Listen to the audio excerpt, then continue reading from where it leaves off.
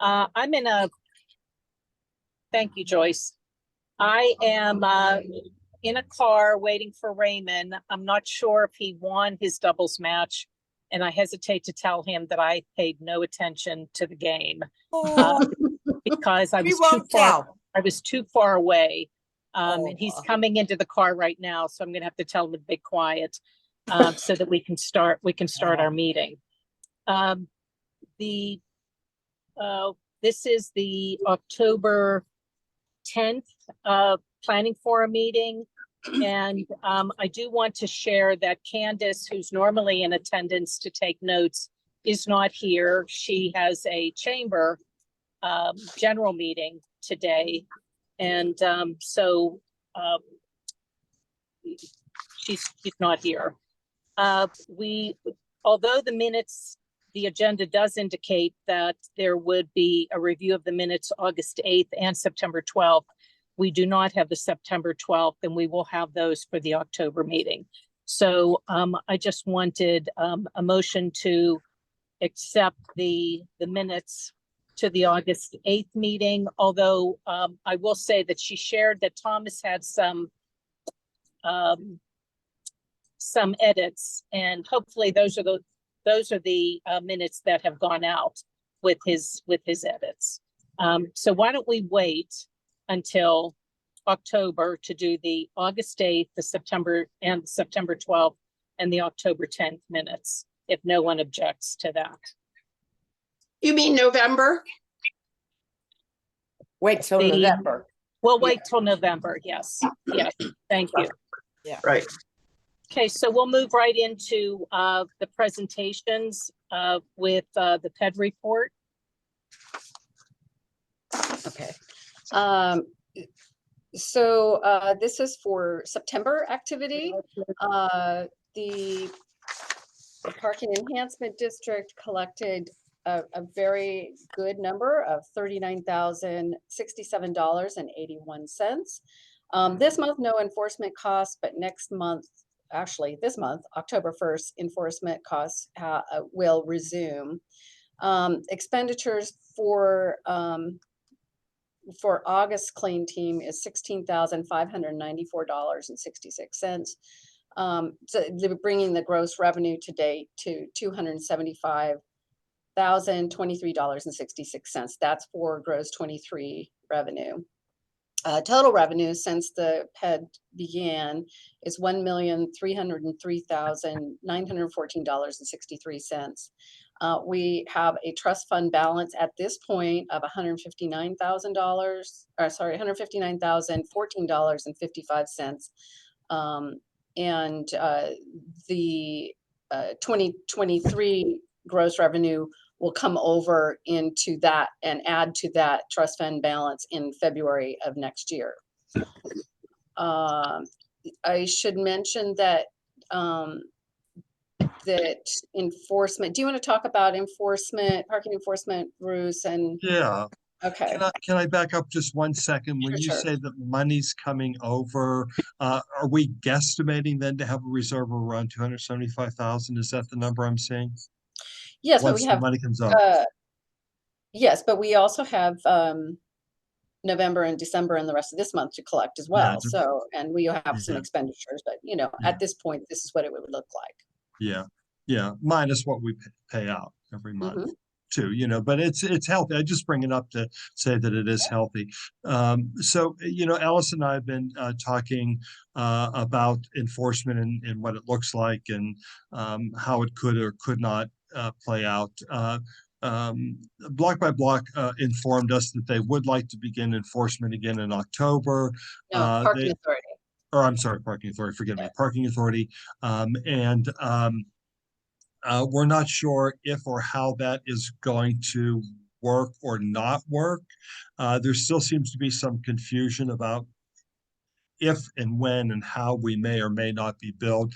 Allison and I talked at length about it this morning. We're going to meet with James and Jeremy from the Downtown Partnership and iron out just what we're talking about in terms of enforcement and costs that we could incur should they ultimately begin enforcing again. Excuse me, Councilman. we would Yes. be talking with the parking authority, not Jeremy and James. That's about the clean team. Yeah, exactly. Forgive Right. me. Yeah. Yes. And so I don't know exactly where that's going to go, other than we really want to guard the fund balance that we have. I mean, it's healthy. I'm happy it's healthy, but we have to be mindful of every expenditure that comes out of there. If I recall, in Allison, you can correct me if I'm wrong, we were somewhere right around $800 a weekend if we had a full complement of enforcement. They haven't charged us enforcement since 2020. So I don't know if those enforcement costs would remain the same. I think they were less than that. I think they were closer to like 350 a weekend. Okay. All right. Well, I promise when we come back next month, we'll have a full complement of what enforcement could look like and what impact it could have on our fund balance. But that could begin to chip away quite quickly. And not that I'm arguing against it in any way. I'm just wondering if we might want to look at enforcement, every other weekend, once every 3 weekends, as a way to protect the fund balance. Because quite frankly, our numbers have never been higher in the whole existence of PED. We've never had a healthier fund balance and a better complement each weekend. And I'd hate to start whittling away at that unnecessarily. Forgive me if you mentioned this and And- I just spaced out, but the reason why they're not enforcing is because they want police escort for their Yes. enforcement officers. And with the police shortages, they just haven't been able to fill that request. So my understanding is that that they're already scheduled. So my understanding is that they will go ahead and enforce in the RPP areas instead of the PED areas. The question is, are they going to Yes. charge the PED for enforcement? Which they cannot do. Right. That seems to be the sticky wicket here. Mhm. The RPP is separate from PED and would be funded. Enforcement for PED, or I'm sorry, RPP would be from a different funding source than PED. Allison, this might be something to include our new commander and our new chief in that conversation as it relates to enforcement of PED and the shortage of officers and how they're viewing, because the chief has been really very clear about parking not being a priority Mhm. in the new sort of reimagining of our police department and the shortages that we're seeing right now. So maybe that would be a smart thing to do, to include our new commander and the chief in that conversation as well. Sure, we'll make that happen. Should I move on to liquor license changes? Yeah. Okay. So returning from Carson City Saloon put their license in safekeeping because they were not they closed for a while and they wouldn't be using it. The PLCB requires that they do, if you're not using it for an extended period of time, that you have to put it in safekeeping. They have brought it out of safekeeping and they have since reopened. There was a transfer, a license transfer for the new sushi place in Southside Works that has the conveyor belt sushi place. That was something I actually wanted to talk to you about, Councilman, that I didn't get to talk about.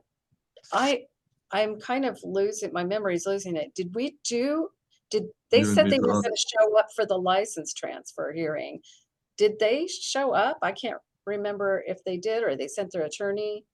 Who was going to show up for the license transfer hearing?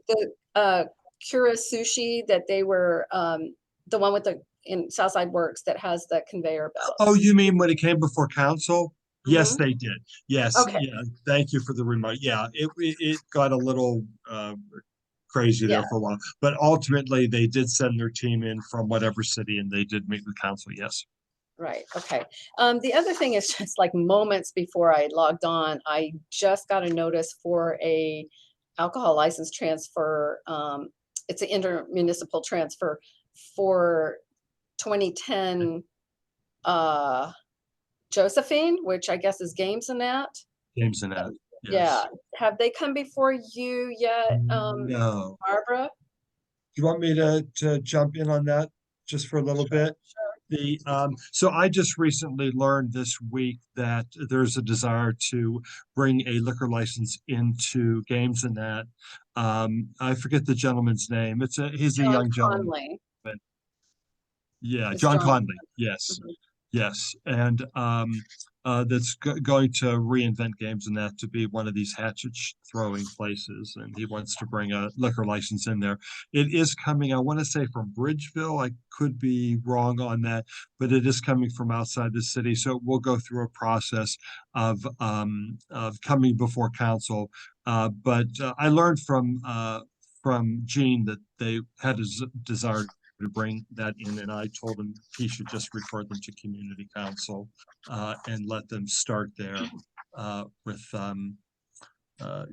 informing what they'd like to do. But ultimately, yes, it will come before council, but it has not been introduced yet. Yeah. Okay, I can move on to the clean team portion if you'd like. The clean team had probably the biggest record of trash collection, I think, ever. It was 18,000 pounds of trash in the month of September. This is like, it's 3,000 pounds over their previous record of 15,000 pounds. So it's pretty impressive, but that was sort of at the detriment of not being able to service the ends of the parking enhancement district. They're still struggling to find good team that works together to be able to get the whole district done.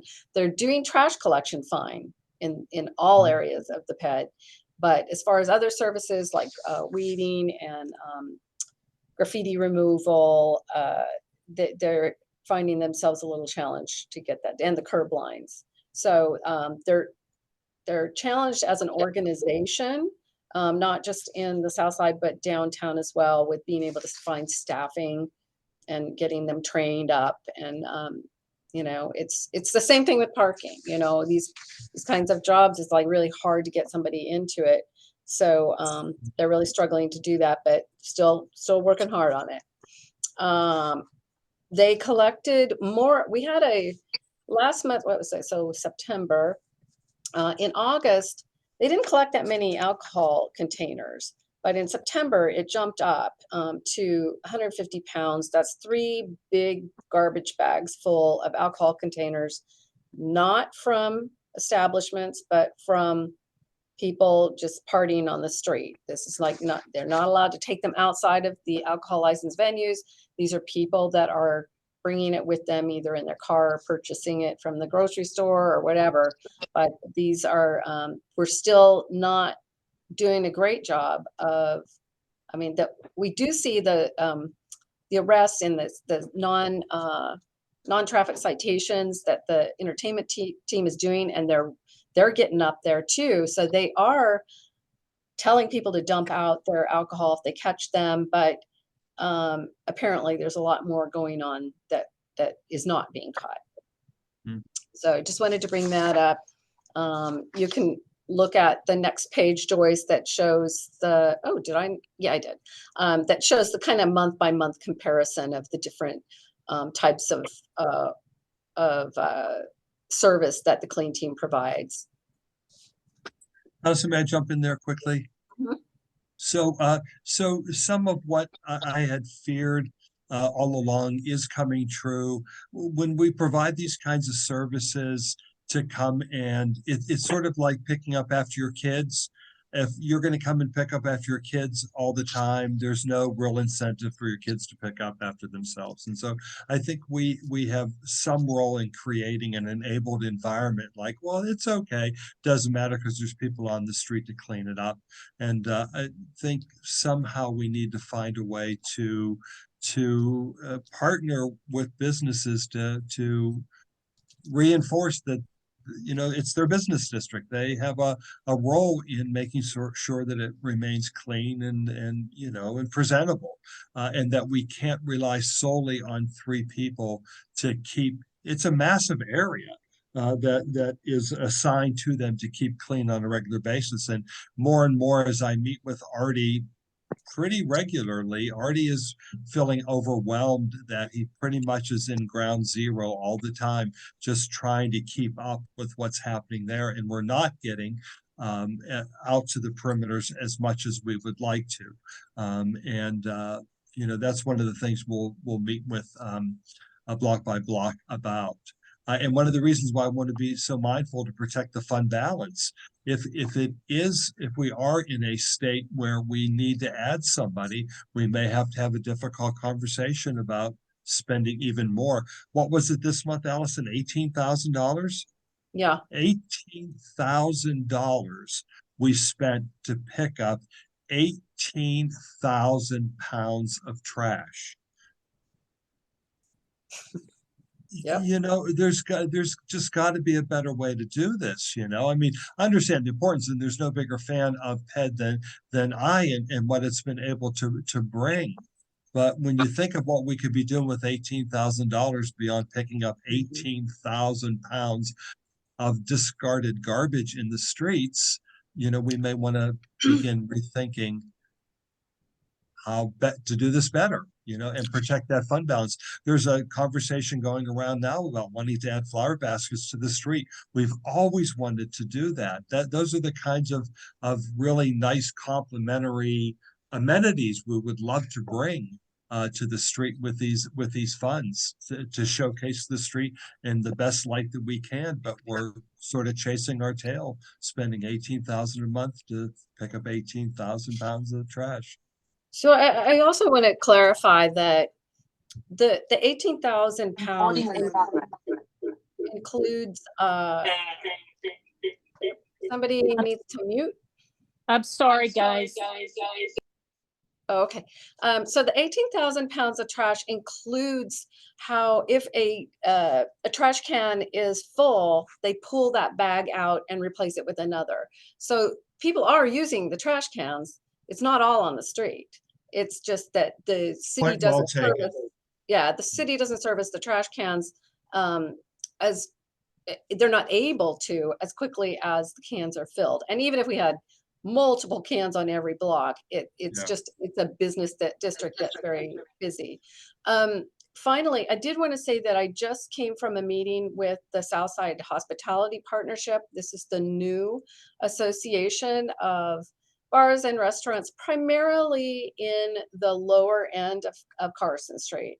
And they have formed a nonprofit. They are a charitable, they are looking to participate in the planning forum, and today designated 2 of their employees to alternate attending, and really want to plug in and give and take in the planning forum process. So that's a real plus. They're really attempting to do good work, and I'm impressed with the things that they want to work on. That's really good news. It's really, really good news. Just one last thing, and I promise I'll stop. The concept as I was coming of age was to recycle everything that we possibly could recycle, but we've grown into, thankfully, it's reduction, right, and reuse before even recycling. And how do we find ways to reduce the impact of single-use containers on the street? There's something, and I agree with you, Allison, the point well taken, that thank God they are hitting the cans and we're emptying the cans and hauling it off, but we're still generating that 18,000 pounds of single-use waste in a 1-month period. And how can we be trendsetters or leaders in showing there's better ways to do this? Well, since you mentioned single use, if you haven't heard it all over the news, the single-use plastic bag ban goes into effect Saturday. And so you'll see some changes in restaurant to-go food, in your grocery stores, and encourage people to bring their own bags. But the Office of Nighttime Economy organized an information session for restaurants tomorrow to get on a Teams meeting and get their questions answered about the bag ban that is coming, because there are a lot of questions. It seems to be sort of clear if you're going to a grocery store, but for the to-go food situation, there are a lot more questions that people have. So we're hoping to clarify some stuff for them. I lost all of you for a period of time when we were traveling back to the hotel, but in response to the trash issue, I know that Don Berman is not in attendance because he and his wife are out of the country. But I was wondering, when you mentioned, Allison, that there was a considerable amount of trash, it would be interesting if to get the perspective of the bar owners, were there a lot more people on East Carson Street that there may have been the previous weekends? And in speaking about East Carson Street businesses handling their own, helping with the trash collection, the chamber is meeting tonight. They're electing a new board of directors, certainly not all of them, but some of them. And I think that it's important that we meet with them. And I know that that is something that the Slopes had suggested. I think Community Council has, to have a meeting with board members and to talk about the importance of them in being part of the community in a variety of ways, because other than Candace coming to these meetings and Don Carlson and being involved with Southside Can and some of the business owners coming to Southside Can, there really has not been significant involvement, and we certainly do want that to occur. So I think in the next couple of months we can hopefully, in working with our connection, and that's Don Carlson, to push for communication so that we can all be on a better page. Barbara, I don't know if you heard me say that the Southside Hospitality Partnership wants to be part of the forum. Yes. I know there's been some transition going on, but if you find that there is a seat for them on the table, they are an official nonprofit. I think they would really like to plug in. Mm-hmm. Yeah. And I think when you look at what was required of being a member of the planning forum, we do need to look at changing that. But I think because they are an official, they've gone through some steps, whereas before the Bar and Restaurant Association has not. They are in a position to be part of the group.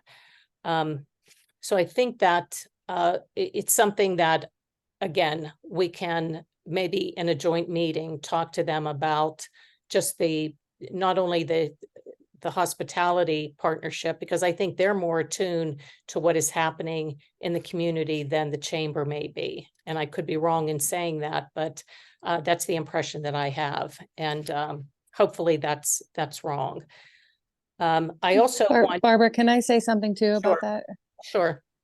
Thanks. So just in terms of, trash and who's picking it up in general, I hate to state the obvious, but one thing to keep in mind is that a lot of this is happening after establishments are closed. So employees from business are gone. I don't know what time the clean team comes, but I'm pretty sure I've seen them rather early in the morning. And whenever I worked on Carson Street, the earliest employee didn't even come in until 10 a.m. And I think the clean team might already have gone through. So just to keep in mind when you do talk to, the restaurants and the chamber and the hospitality group, that, you may not be giving them a chance to even clean up at that point if the clean team has already come through. Mm-hmm. That's a good point, Adrian. Thank you for that. And then I know that I wanted to follow up with some of the September 12th items, but when you were talking about the PED and officers and enforcement officers, some of you may have read Matt's comments. this morning. He was not able to attend the meeting. And he was saying that enforcement was going to occur October 1st. There would be a need for 2 officers to go with the RPP, with the enforcement officers if they were going to review, if they were going to ticket on East Carson Street. If there were no officers available, they would assist with RPP. And I did hear that discussion that they can't come out of PED if they're working in the RPP district. Jessica may want to speak to the ticket by mail, but he shared that ticket by mail is on hold for the smart loading zone and the cameras in the 3 lots. The loading zone needs those cameras. I guess ticket by mail need council approval, and then the lots are in their final test phase. So I don't know if anyone mentioned anything about that. No, I learned of that early today too, Barbara. I don't know that I'm qualified to comment on it. I'm so frustrated with the inability to do ticket by mail. And the new chief really has been very firm in his assessment that they're not going to send police officers to assist parking authority agents, that the staffing is too short and they have to prioritize, at least at this moment in time, differently. I truly just don't understand what the frustration with ticket by mail is. There's nothing that has been shared with council or have I been informed that something's coming to council for council approval at this point in time. That doesn't mean that it won't be, but we are coming dangerously close to the end of this council session. In December, at the end of December, this council session completes. Council reorganizes in January and elects new presidents and officers and so forth and so on. So if legislation is introduced at the end of the year, which is not completed, it will die and need to start the process again in January. And the other piece was in talking about enforcement and possibly enforcing it, not every week. And I think we need to go back to what Mike Clark was saying at last month's meeting. People do know that enforcement is not occurring or is inconsistent, and they may take their chances. But I know that Matt did say that he provided information to Mike in regards to Allison's question or thoughts that there may be more people paying for parking up in near the Southside Works, away from 17th through 10th Street. And, so I was hoping that he would be on the call tonight to be able to share where the monies, which meters the monies are going into. And I'll make sure that we have that information so that we can share that next month, or in the interim, between meetings, because I do think that's important for us to know as we talk about enforcement, if it's not going to occur every week. Mm-hmm. So one last thing, and I promise I'll stop. I have to jump on to Brashear board meeting. I don't want to look to give horse in the mouth. We have the highest PED numbers we've had in the history of PED right now. And without a steady enforcement team on the street, I would like to argue, and I have a very short period of time in holding the position that I hold right now, but as I become a resident, if you will, again, or an average citizen again, I would like to continue to lobby for intermittent enforcement. Absolutely, not quite knowing when someone might show up. Yep, they're out this weekend. They weren't here next weekend. They're coming the following weekend, or that people have some sense that people are watching, and it's best to feed the meter when you're here. But I just kind of worry about whittling away our fund balance if we really start, if we start even at 400 a weekend, that's 1,600 a month. You know, so over 12 months, we're at $15,000, give or take, rough figure, at the end of the year. You know, it's a substantial chunk of money that would be spending. So anyway, thank you for letting me be here and let me speak.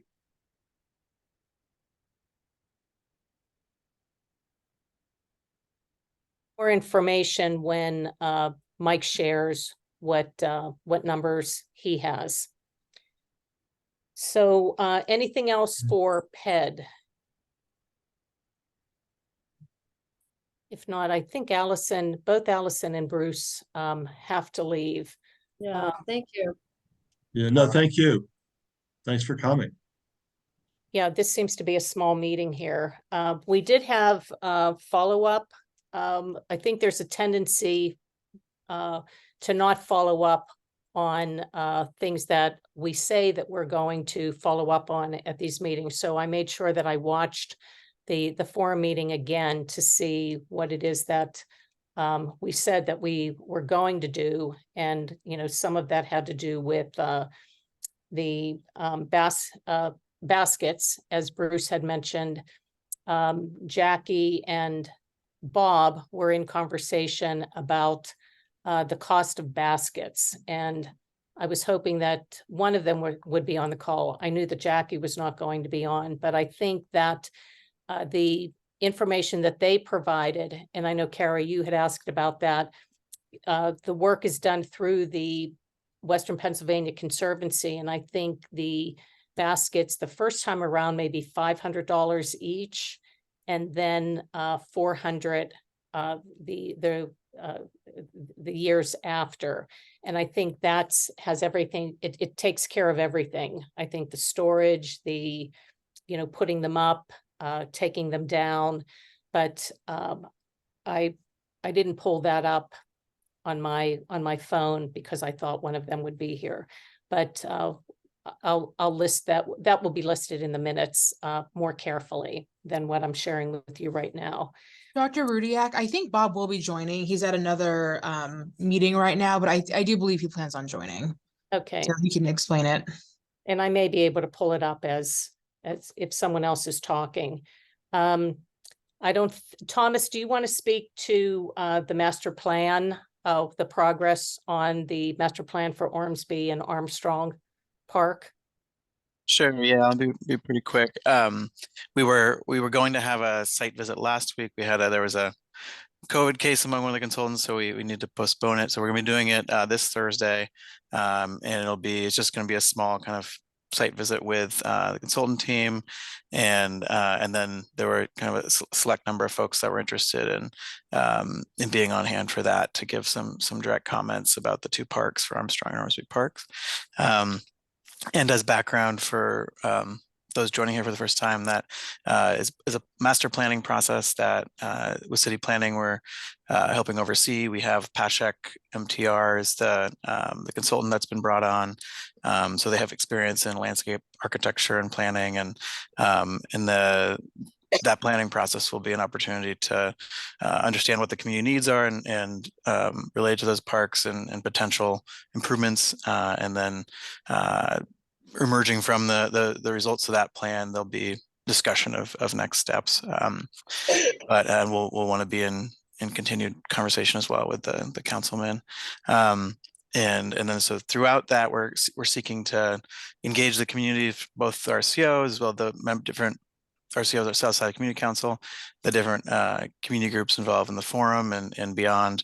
And we're continuing to try to seek input on any other stakeholders you suggest that we get connected to. And I think for we're interested in having youth be an important part of that.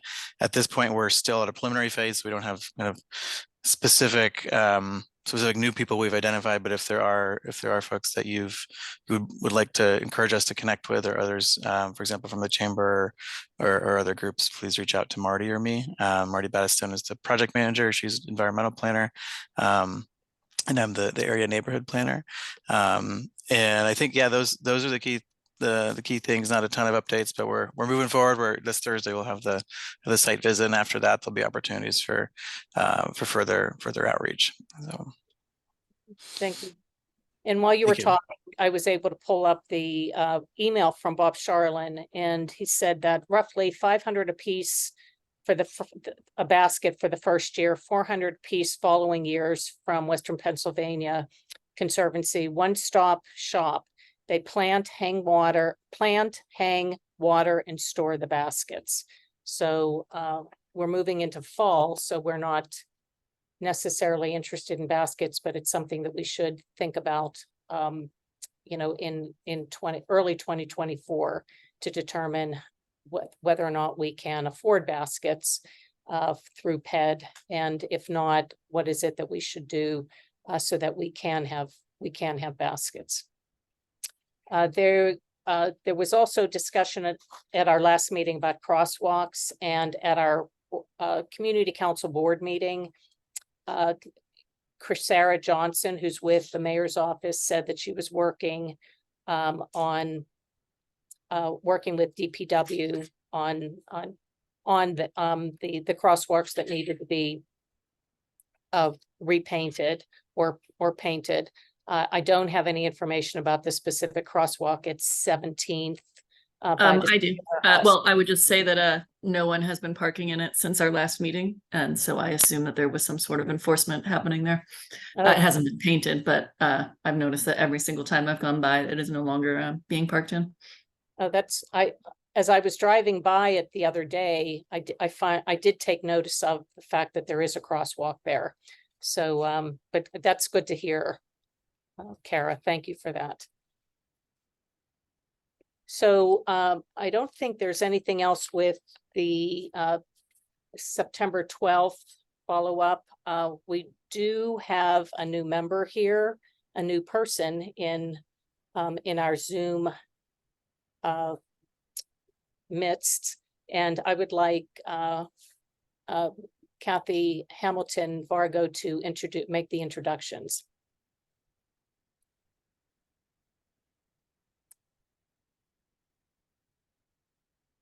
Wait a minute, there we go. Can you hear me? Yes. Thank you, Barb. Yes, Pastor Dora Odarenko is here, as you had said she could attend, which would be great.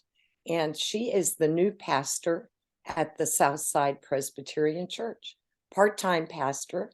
And let's see, I'll tell you a few things that I know, but I would hope that we'd give Pastor Dora a chance to introduce herself to you. She is a very caring and kind person. She is technically a Methodist minister, but now also welcomed into the Presbyterian Church family as a I'm not even sure of the correct term, but she is the pastor at Southside Presbyterian now, and she has been a minister of various churches, lived in New England for quite a while, I believe, New York. I don't know if you call that part of New England. I don't, but maybe it is.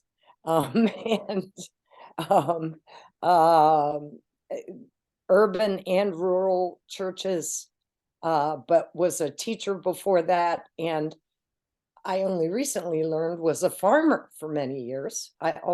She's very passionate about the environment and about earth care. She personally created and ran a sanctuary for farm animals.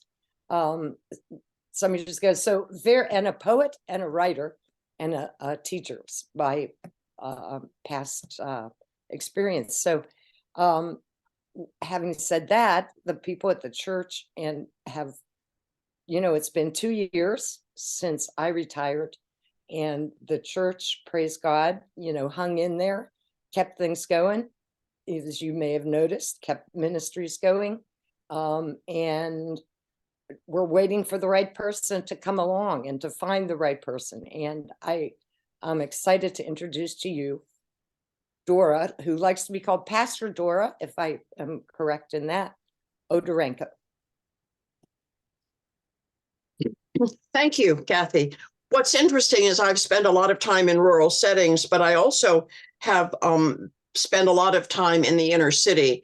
I taught in Harlem, and I've taught in inner city Bridgeport, and I suppose, and New Haven.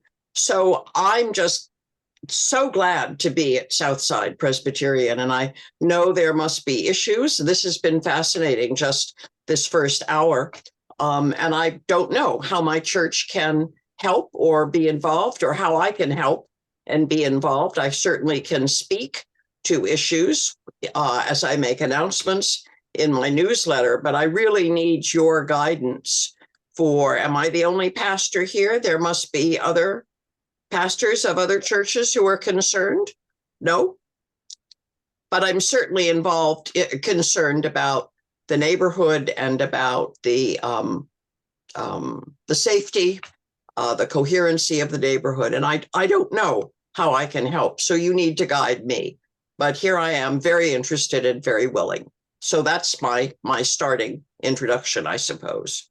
The church is huge. There is so much space in that building.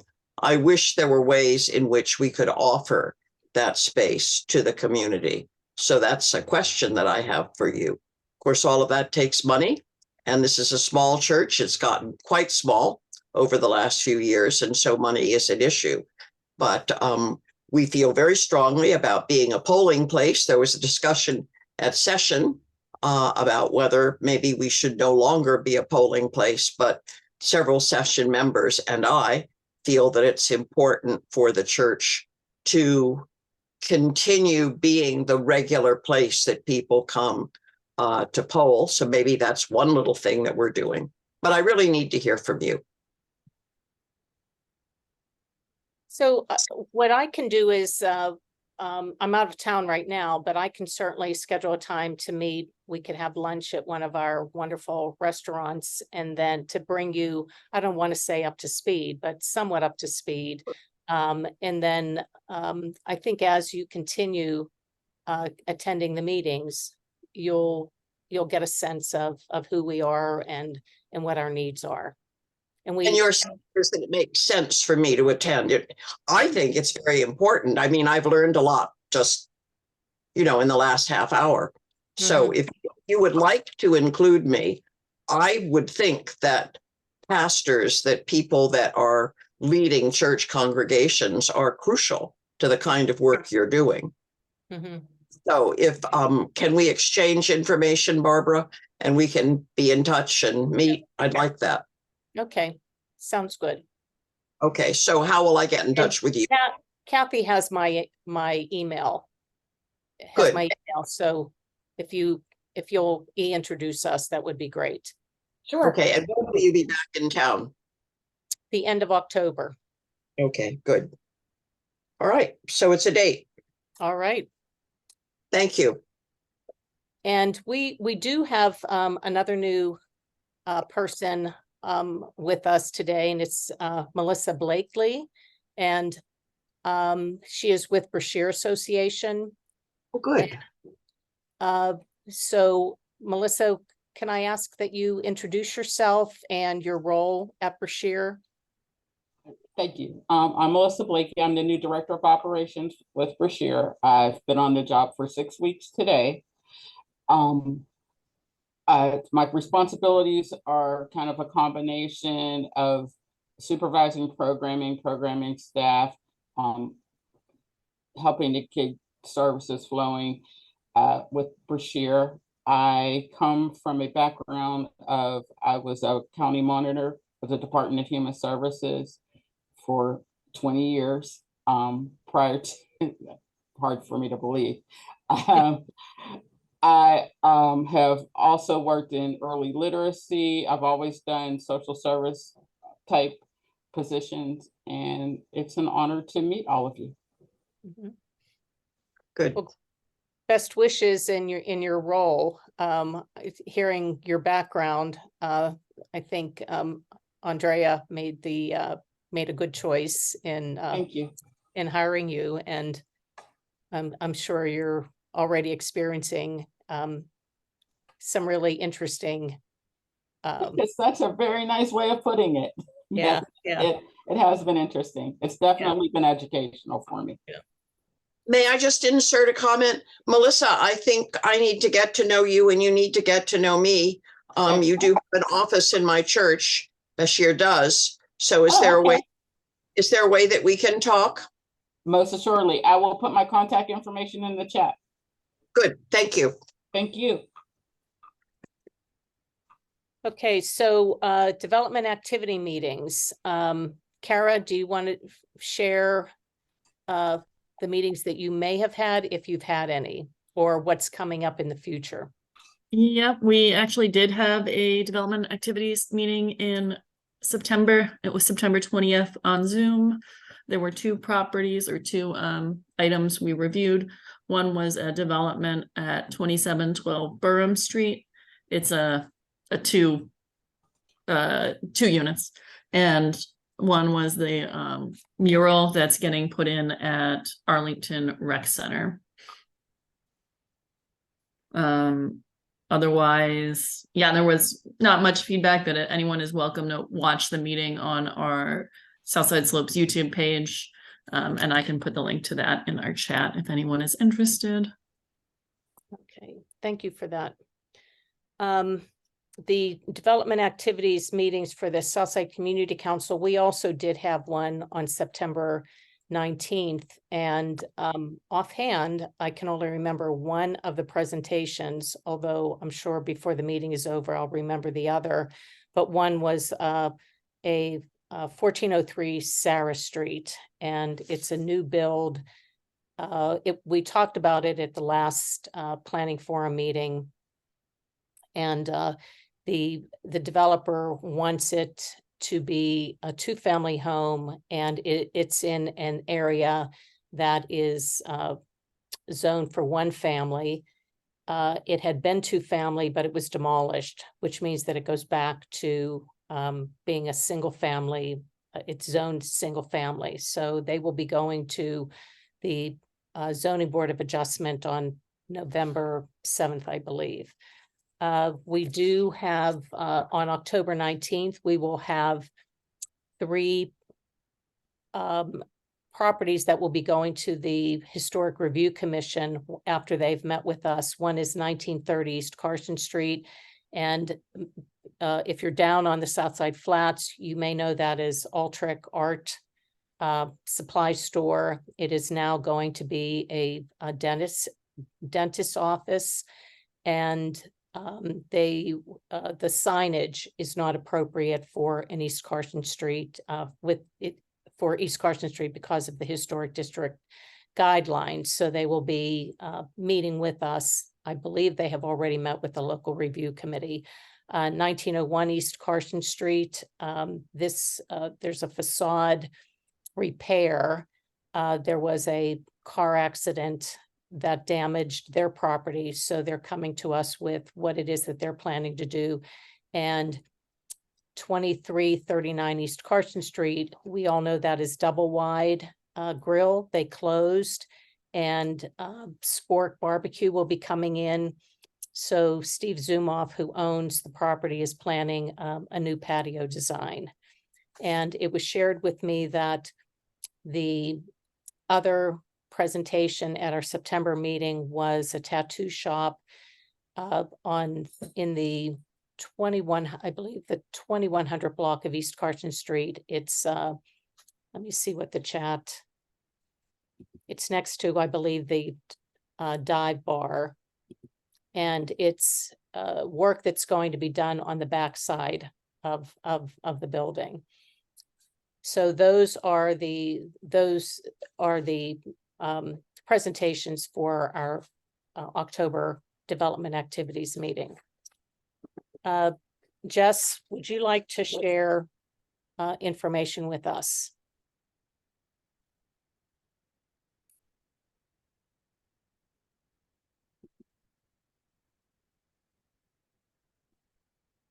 Jess Benham. Oh, sorry, I didn't realize I was still muted.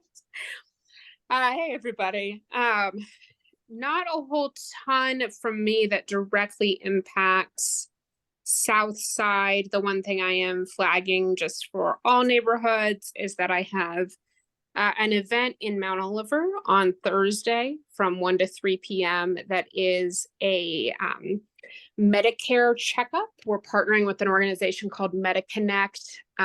They help folks explore what all of their options are with regard to Medicare, and that'll be at the Mount Oliver Firehouse. And of course, I know we've got conversations that are continuing around some of the various projects in Southside.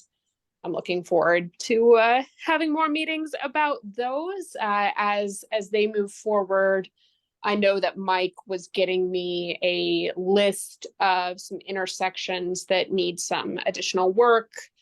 And a number of other things that are sort of on the punch list for Carson Street. So once we have all of that settled, we have a new incoming person for District 11 in PennDOT who's going to be the manager there. So I'll be going over that with that person, which I'm looking forward to that. So if there are any issues that folks have questions for me that are state related, I'm happy to answer them. But as of right now, not a whole ton of new news with regard to Southside specifically. Thank you. I tried to put you before the rest of us since you always seem to be the last person we hear from. So I appreciate mixing it up every now and again. Yeah, at some point you may be first. So we'll have to give thought to that. So community organization reports. Cara, we can see that Step Trek is coming up. Actually, Step Trek was this weekend. It was very successful. We sold over 400 tickets and it was a beautiful, sunny, crisp fall day. So we were very happy with the turnout and the event. Our next general meeting is Tuesday, October 17th, and that will be in person at the Color Club. I have personally fallen to the viruses going around right now, which is why my video is off today and I'm sitting here chugging some tea so I can talk. But let's see. Yeah, that's about it. Oh, I did also want to call out, since you've talked about, well, we talked about the crosswalk at 17th, but as someone who walks around 21st Street quite a lot as well, the repainting of the intersections at 21st Street has been a huge improvement and makes it feel much safer to be turning and walking at those intersections. So, and that also happened since our last planning forum meeting where it was discussed. Thank you for that. What were the intersections?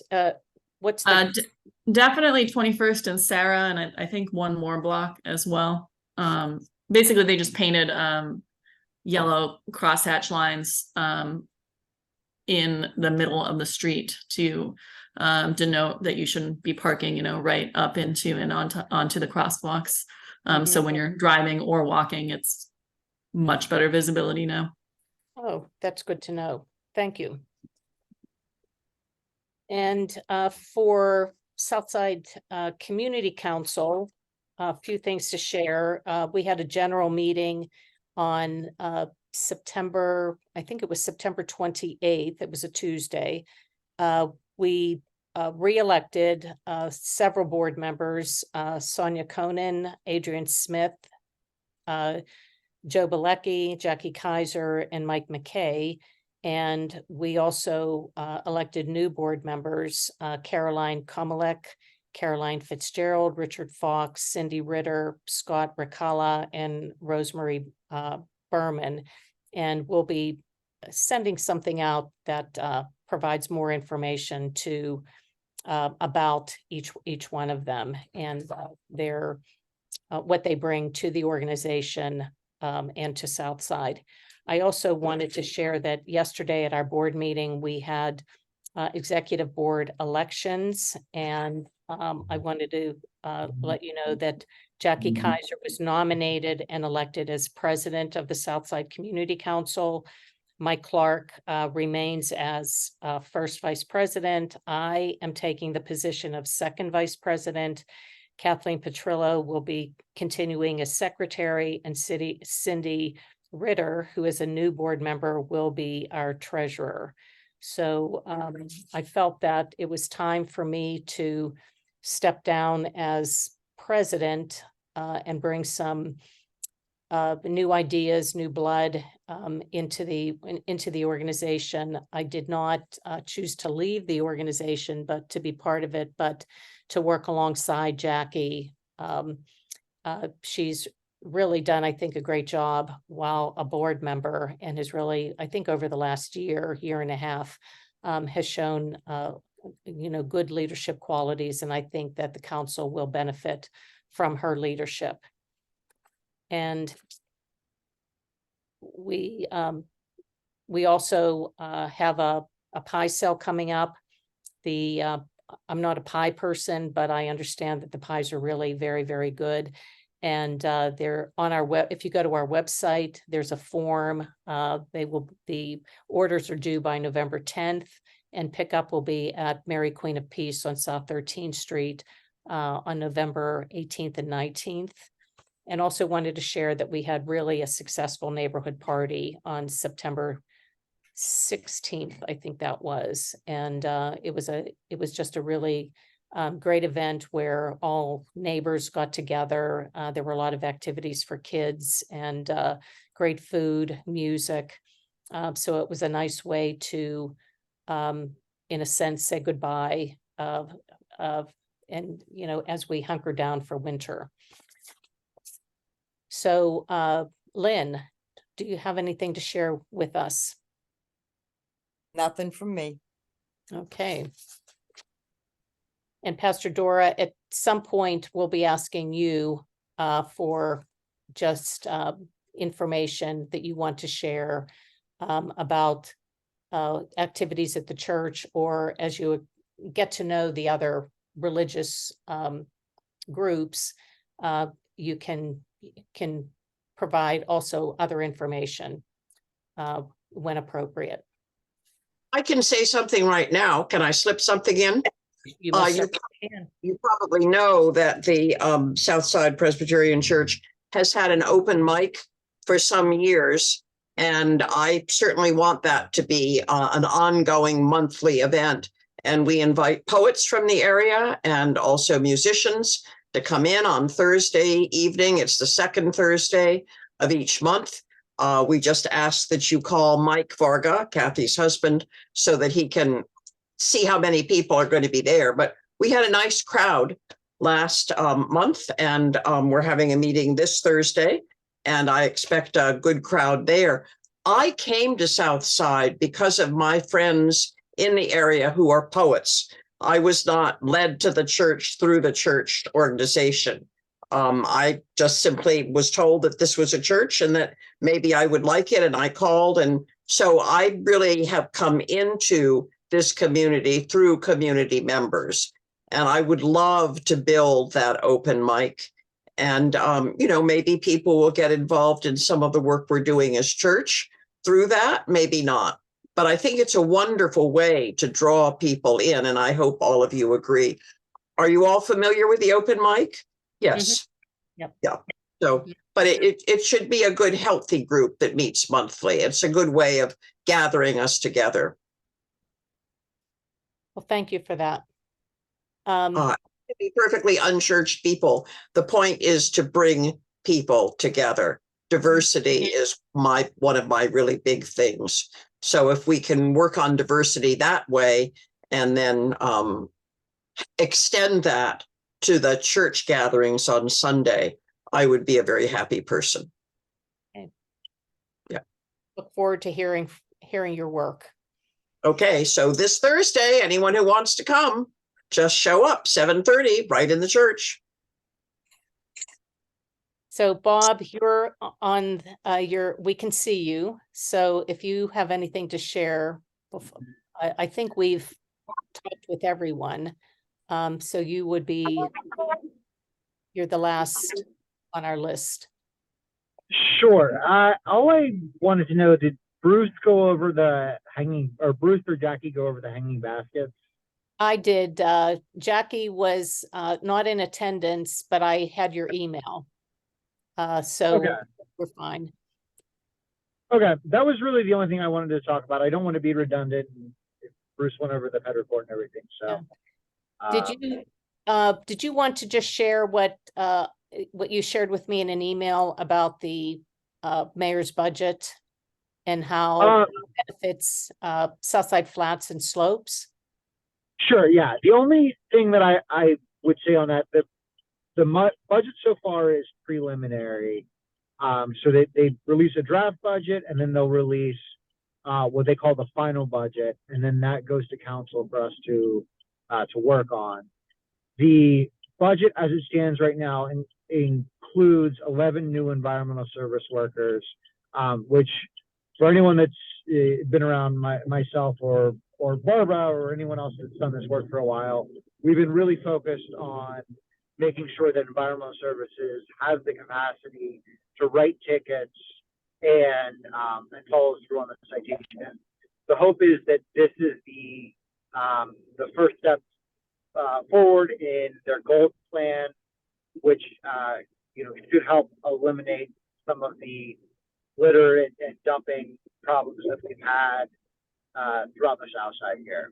The other major things for the South Side, not necessarily the South Side Flats, but the South Side Works, is that there's increased funding for Southside Park and the Winters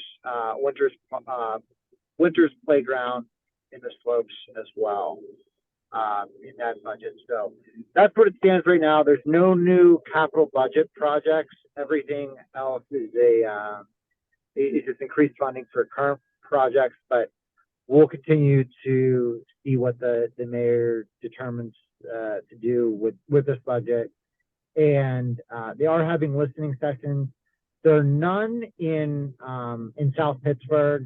There is one over in the West End, but I'm hoping that we can get people to attend them. And I don't have them in front of me, but maybe Joyce or someone from the mayor's office can send them out, or I'll send them out as soon as I can get part. So yeah, I know that I'll be back for one that is in Hazelwood, and I think that it's the last week in October. So I will be attending that. And we shared the information at our board meeting yesterday, and we can certainly put that in our newsletter. Yeah, it would probably be helpful to have people continue to show up to those. Mm-hmm. We really have never had public meetings after the budget has been released. They're usually before the budget's released. So I'm hoping that these additional meetings will be beneficial. Mm-hmm. Okay, Joyce just put something in the chat. Go ahead, Joyce. Yeah, sorry, Dr. Rudiak. Yeah, these are the link. It has the information for the budget meetings that the mayor is hosting. And then just to add on to what Bob was saying about the budget, I went through the budgets again to see if there would be anything for Southside Slopes and Flats. And there is 19 million going towards street paving. And there's 2.8 million going towards step repairs. So the capital budget does not, or the operating budget does not specify. And I know Cara had emailed me about, I believe, the Letico steps. So when we're having these informal budget briefings with every department, and I do plan on asking how, or maybe emailing, I don't know, what their plan is, if they have any projects in mind, trying to see what projects, if any, will be done in our district.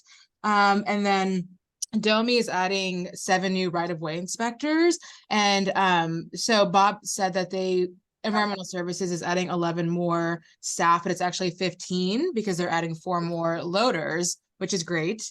And they're adding 5 more DPW foremen. So again, I don't know where they're going to be sent to, but I think that's great for DPW all around. And they're also adding a one-stop Pittsburgh PGH customer service manager and an operations performance analyst also for One Stop PGH. So I'm not exactly sure what they're going to do, and I do plan on asking, but hopefully that'll make One Stop PGH less painful to use because it's not the easiest for anyone. And then, yep, and then so something that I saw that was kind of missing in the budgets was that there isn't really a lot of money for maintenance of dead end properties. And that's a huge issue we have in our district all around. And I don't know what's going on there. Last I heard, we were supposed to be getting a clean and lean team to help take care of these abandoned properties, but I don't see money for that. So I will find out and get back to everyone. But yeah, just wanted to add on to what Bob said about the budget. Well, thanks for looking through the budget. As I pulled it up, there are a lot of pages there, and I didn't have an opportunity to look at it carefully. So I appreciate, Joyce, that you did. Question with the street paving. I know that your office probably hears from residents regarding who is requesting their streets being paved. Is that something that we should share with residents or not? Yeah, you can always send us over paving requests. The earlier the better. They really like to get those in kind of by January. They usually have a rough idea of what the list is going to look like. So if we can get those in before then, that's usually pretty helpful. Okay. All right. And I just want to say that it's so Domi and IMP, they use data from 311 from I can't remember where, definitely from 311, and they asked for council offices to submit their, like, I guess, quote unquote personal paving requests. So if you want to send a new one our way so that we can put it in our like council office list that we send out to Domi, that would be really helpful, because I believe they do take that into account. So that would be helpful in encouraging those streets to be paved. Yeah, and it's good to know that putting it into 311 gets it recorded. So, so it's another way, and it gets people to, again, to use 311. So, is there anything else that anyone has to share? Well, the only other thing, Dr. Rudek, I would love you to send the budget over to your niece, and I'd be curious what her perspective on the budget would be. As kind of the architect of getting us out of bankruptcy, I'm curious what she has to say about this. So, okay, there might be a fee related to that since she's a consultant now. yeah, I don't know if I can afford that, but if she can just give me a thumbs up or a thumbs down, maybe that would be cool. Okay. All right. So our next meeting will be November 14th at 5:30. So I want to thank everybody for being in attendance, and have an enjoyable rest of your evening. Good night. Good night. Thanks, Bye. everybody. Night all. Thank you.